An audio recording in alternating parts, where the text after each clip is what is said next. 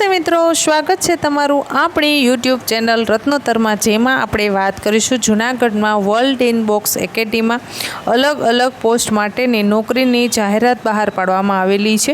જેમાં જે લોકો જૂનાગઢ વર્લ્ડ ઇનબોક્સમાં નોકરી કરવા માંગતા હોય તે લોકો કોન્ટેક્ટ નંબર જણાવું છું, તેના પર જઈ અને કોન્ટેક્ટ કરી અને ઇન્ટરવ્યૂ આપી શકે છે।